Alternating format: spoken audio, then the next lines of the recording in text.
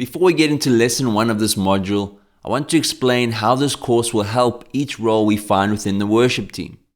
I know our teams may vary in size, we may have different titles for things, but I've identified 6 different roles. In each lesson, we'll start out by looking at what we'll discover, and then who the lesson is predominantly aimed at.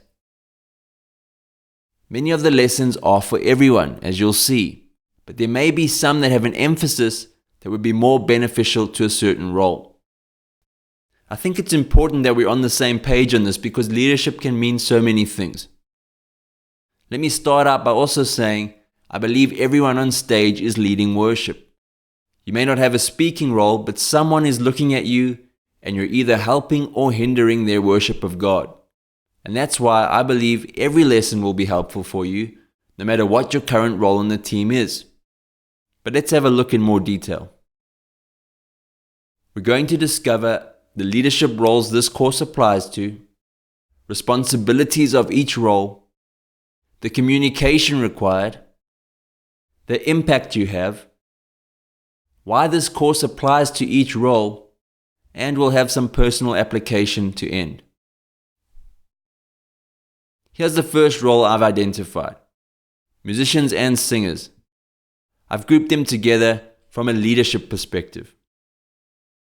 From a leadership perspective, they don't vocally lead any songs. Non-verbal communication is high. They're not responsible for choosing songs. Engagement vocally with the crowd is low. They communicate with the music director on the day. Musical and vocal ability is medium to high. Then there's the song leader. The song leader leads a song or two in the set. They're not responsible for choosing songs, and engagement with the crowd is low. The song leader communicates with or is also the music director on the day. Vocal ability is usually high. Worship leader leads all or most of the songs in the set. They're normally responsible for choosing songs. They're responsible for communicating with the worship team, and they communicate with people from other teams. They communicate with the pastor or meeting leader, and they communicate with or are also the music director. And engagement vocally is usually high. They may lead from an instrument and they may just be a vocalist. Vocal ability is usually high. The music director is responsible for directing the musicians. They communicate with the band. They communicate with the worship leader. They're responsible for arranging songs. They're responsible for communicating with the team. They communicate with people from other teams.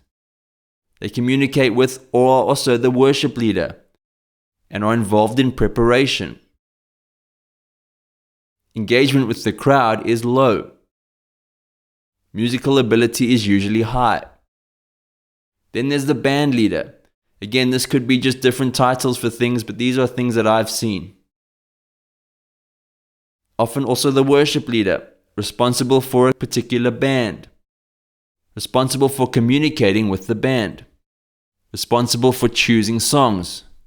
Communicates with people from other teams. Communicates with the pastor or meeting leader. Communicates with or is also the music director. Engagement with the crowd is usually high. Music or vocal ability is medium to high. And then there's the team leader or worship pastor. Responsible for the entire team, more than one band. Communicates to musicians and singers.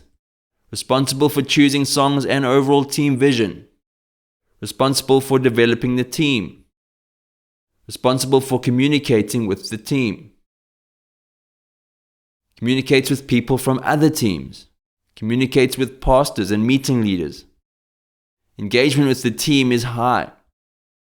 It may also be a worship leader or music director.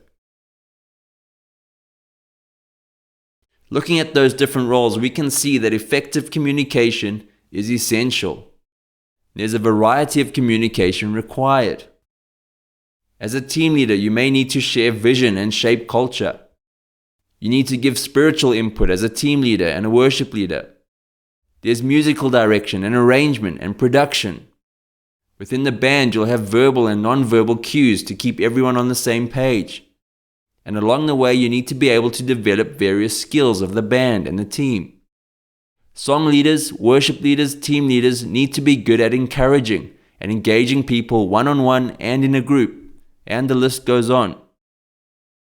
Much of this course is about significantly raising the quality of communication that happens within the team and the band and with other teams and to those who gather to worship each weekend.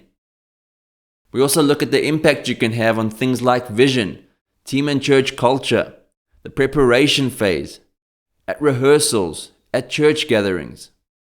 Every one of these is an opportunity within your role on the team to add value and to see God do something that changes lives.